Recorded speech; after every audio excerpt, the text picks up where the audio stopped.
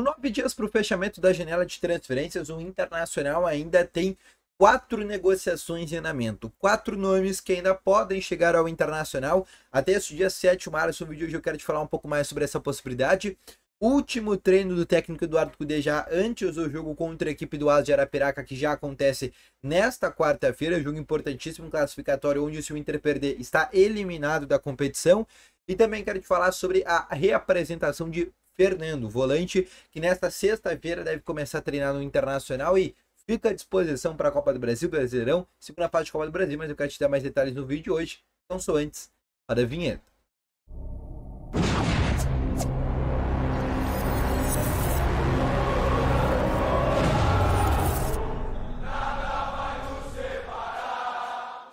Bom dia, colorados! Começando aqui com novas informações sobre o Internacional e só antes de começar com esse vídeo, não esquece de deixar o teu gostei, te inscrever no canal e ativar também aqui o sininho de notificações, que é muito importante, tá bom? Além disso, primeiro link na descrição tem o Ativo Ultra, que é o melhor estimulante para você que tem uma melhora na performance entre 4 paredes. Uma cápsula dura mais de 4 dias e é para homens de todas as idades. Não perde tempo, clica no primeiro link na descrição e compre agora mesmo o Ativo Ultra, que é uma entrega totalmente sigilosa, tá bom? Vamos começar então aqui com as principais informações sobre o Internacional. E eu quero começar aqui conversando com vocês sobre o treino do Internacional nessa terça-feira, que ocorre pela manhã. O Inter que nesta tarde já viaja para o Nordeste, onde vai encarar 4 horas de voo, depois mais 2, 3 horas para chegar até o local do jogo, que é em Arapiraca, no estádio municipal de lá, com uma capacidade de em torno de 10, 15 mil pessoas, tá bom?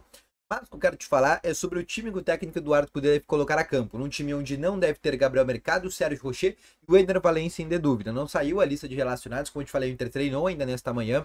E o Inter ainda não divulgou a lista que integra, por exemplo, para esse jogo da Copa do Brasil. Mas o Valencia é dúvida sim para esse jogo, tá bom?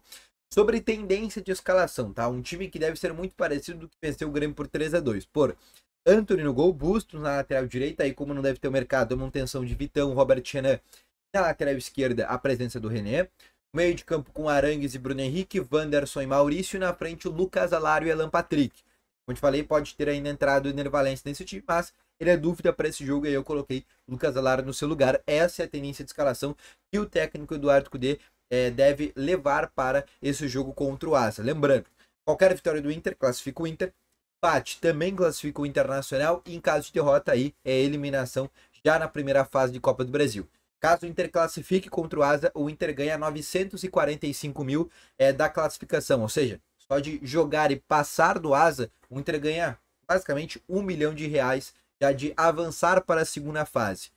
Também acontece na quarta-feira, nesta quarta-feira, o jogo onde o Inter vai conhecer o seu adversário na segunda fase da Copa do Brasil, caso classifique, que é o jogo entre Itabuna e Nova Iguaçu do Rio de Janeiro. Nova Iguaçu que está na semifinal do Campeonato Carioca, está em terceiro colocado no Campeonato Carioca, está fazendo uma boa campanha por lá.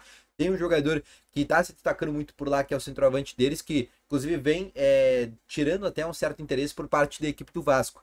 Então, possivelmente o Inter vai enfrentar na segunda fase da Copa do Brasil, caso não dê zebra, a equipe do Nova Iguaçu. Esse jogo acontece no meio/final, não está definido ainda a CBF não definiu as datas da segunda fase da Copa do Brasil, mas vai ser ali entre meandros de meio a final de março, já a segunda fase da Copa do Brasil, tá bom? E nesta fase também o Inter ganha, se classificar, mais de R$1,5 milhão. Outra situação que eu quero te falar também é sobre Fernando, que nesta sexta-feira se reapresenta no Internacional e já começa a fazer parte dos treinos. Como eu te falei na chegada dele, ele pediu alguns dias para se ambientar em Porto Alegre, para fazer toda a mudança dele para Porto Alegre. E nesta sexta-feira é o prazo já que ele deve se reapresentar e começar a treinar no Inter. Ele não está disponível para o Campeonato Gaúcho, né? Ele chegou após o fim das inscrições do Campeonato Gaúcho, mas ele está disponível para segunda fase da Copa do Brasil, né? A partir da segunda fase da Copa do Brasil, se o Inter classificar, está disponível para Sul-Americana e também para o Campeonato Brasileiro. E ele vai ser, entre aspas, um jogador que vai começar a treinar com o Internacional, não vai treinar com o time titular, porque ele está fora do Campeonato Gaúcho, mas vai ser um jogador que vai começar a integrar, né, o time do técnico Eduardo Cudê. Ele que tanto faz a primeira função de meio campo, mas também pode atuar até mesmo como um zagueiro, tá bom?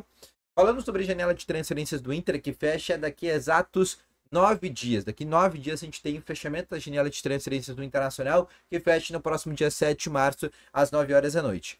O Internacional ainda tem 4 negociações em andamento que a gente pode falar nisso. As duas que todo mundo já sabe, que é a do Thiago Maia, onde o Inter tá com ainda a proposta de 4 milhões de euros por 50% na mesa do Flamengo, mas o Inter não tá mexendo mais nenhum dedo. A proposta tá na mesa do Flamengo, se o Flamengo aceitar, ele será jogador do Internacional, caso contrário ele fica no Flamengo. Ainda não aconteceu um acordo entre o Flamengo e o Lille da França para divisão desse valor, né? Porque essa compra de 50% do Thiago Maia seria 25% do Flamengo, 25% do Lille.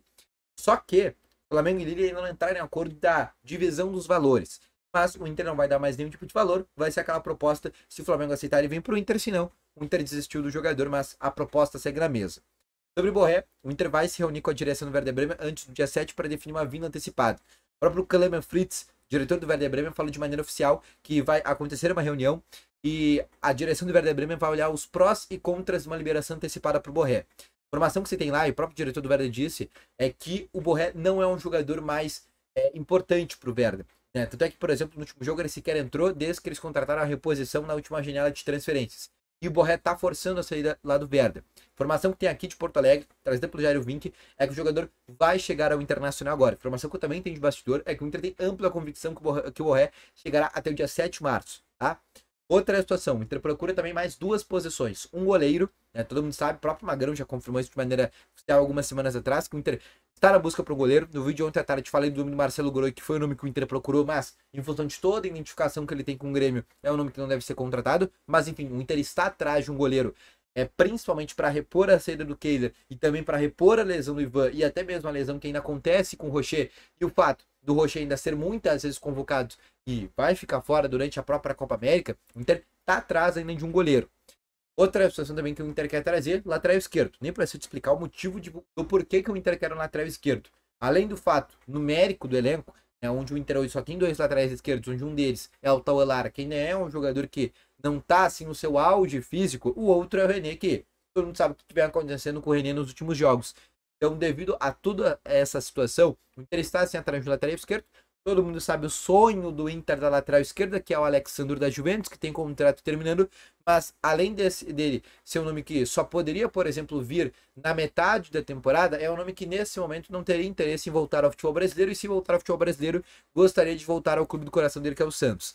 Mas o Inter está no mercado atrás de um lateral esquerdo. O Inter aguarda também uma reunião que vai acontecer com a CBF para definir a possibilidade de aumento de estrangeiros de 7 para 9 nomes. E aí o Inter poderia, por exemplo, trazer um lateral esquerdo estrangeiro, que seria muito mais fácil do que achar hoje um lateral esquerdo brasileiro, porque tu pode colocar dentro do próprio Campeonato Brasileiro 5 laterais esquerdos que são melhores que o René. Tu vai colocar esses 5 e tu vai ver que esses 5 o Inter não consegue contratar.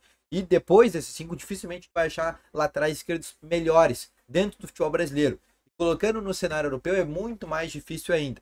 O Inter tem uma imensa dificuldade de achar um lateral esquerdo que, primeiro, seja possível o Inter contratar, que seja melhor que o René e que, como eu te falei, também tem esse interesse em voltar ao futebol brasileiro. Então, todos esses requintes, todos esses detalhes que hoje fazem o Inter ter essa grande dificuldade de achar um lateral esquerdo. Inclusive, se tiver algum nome, deixa aqui nos comentários que eu quero saber a tua opinião, tá bom? Então, esse foi o vídeo, espero que tenham gostado. Volto logo mais com as informações. Grande abraço, valeu, falou e fui!